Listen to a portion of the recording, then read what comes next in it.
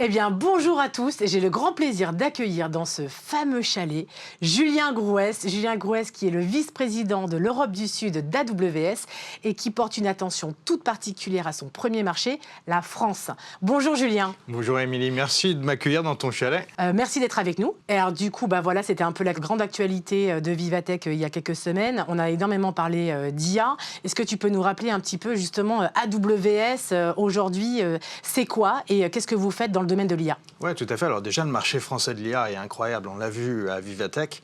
Il y a 33% d'entreprises en France qui utilisent l'IA en plus qu'en 2022. Aujourd'hui, c'est un quart des entreprises françaises qui utilisent l'IA en France. Si on continue à ce rythme-là, ça va être 99 milliards d'euros de valeur créée en France d'ici à 2030. Donc l'opportunité, elle est immense. On doit continuer à croître et on doit continuer ensemble à aider les entreprises françaises à adopter ces technologies. Alors comment ? Je pense que pour répondre à ta question, il y a trois principes clés à mon avis sur le positionnement d'AWS sur l'IA. Le premier, c'est de donner le choix. On est persuadé qu'il n'y a pas un seul modèle pour tous les cas d'usage. Les modèles évoluent, il y en a qui sont meilleurs à certains moments, meilleurs sur certaines tâches. C'est pour ça qu'on a créé une plateforme qui permet de choisir les meilleurs modèles avec Mistral, Anthropic et beaucoup d'autres. Le deuxième, c'est les coûts.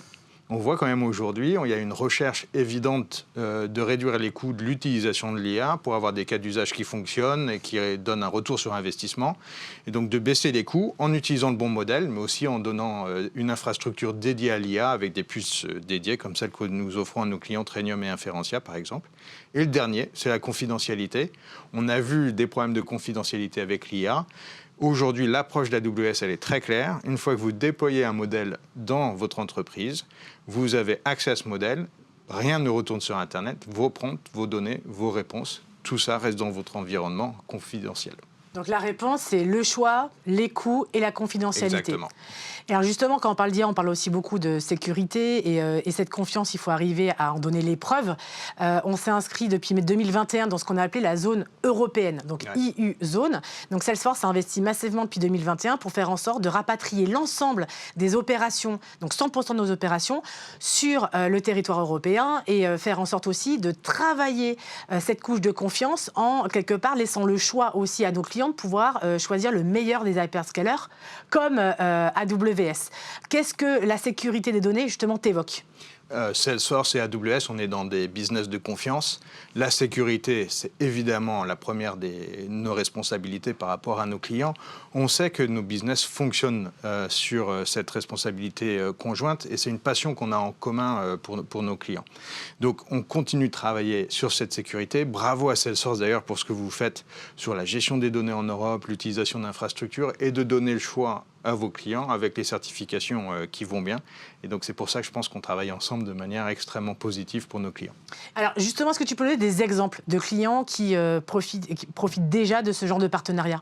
Alors, je pense que Engie en est un très bon exemple. Engie est une société qui a initié sa transformation vers le digital, d'être ce que j'appelle une data-driven enterprise depuis longtemps maintenant.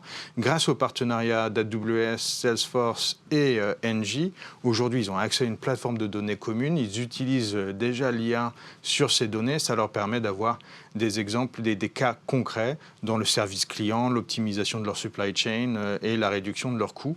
Et aujourd'hui, on constate, grâce à ce partenariat, un vrai impact pour eux. Alors, et pour les autres clients qui nous écoutent, donc, quels seraient pour toi les points clés en termes de bénéfices ? Alors les bénéfices, ils sont nombreux aujourd'hui. Je pense qu'il y en a un, notamment par rapport au fait que Salesforce, grâce à la réécriture, est maintenant disponible sur la marketplace. Ça permet à nos clients de contractualiser Salesforce en passant par un marketplace, d'augmenter et d'améliorer leur retour sur investissement, de simplifier les achats, d'être flexible et d'avoir tous les avantages du cloud sur la flexibilité, la scalabilité et la réduction de leurs coûts. Donc ça, je pense que c'est un des avantages qu'on voit aujourd'hui.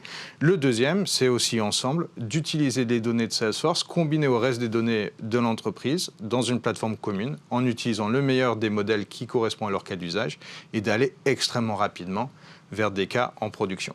Donc si on se met par exemple dans la peau d'un directeur des achats qui nous écoute, ça veut dire qu'il va pouvoir utiliser les crédits AWS pour pouvoir financer des projets Salesforce. C'est bien ça ? Exactement. Et les dépenses Salesforce viennent vers les engagements de dépenses et ça permet aussi de bénéficier des meilleurs des discounts.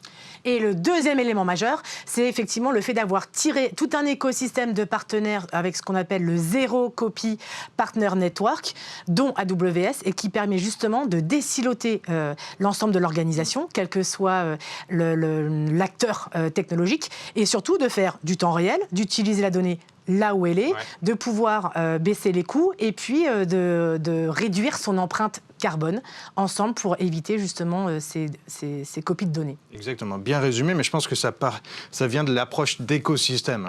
Vous avez la même approche, AWS a la même approche aussi, c'est comment créer des écosystèmes qui collaborent entre eux pour le bénéfice de nos clients. Tu as raison aussi de rappeler les baisses de consommation carbone. On le voit aujourd'hui, quand un client migre d'une infrastructure on-prem vers AWS, en général, c'est 80% d'économie sur les émissions carbone, ce qui est immense. Ben c'est parfait, Julien. Donc du coup, ce qu'on retient, c'est quoi? C'est effectivement qu'on a créé une zone européenne qui permet de répondre aux contraintes réglementaires au sein de l'Union européenne. Le second point, c'est de pouvoir s'appuyer sur le meilleur des hyperscalers avec AWS notamment. Et ensuite, effectivement, deux nouveautés, l'utilisation des crédits AWS avec Salesforce sur une marketplace commune. Et puis, enfin, l'utilisation du Zero Copy Partner Network. Donc on a tout pour réussir et encore mieux accompagner nos clients. Exactement. Merci beaucoup, Émilie. Eh bien, merci, Julien. Ravi.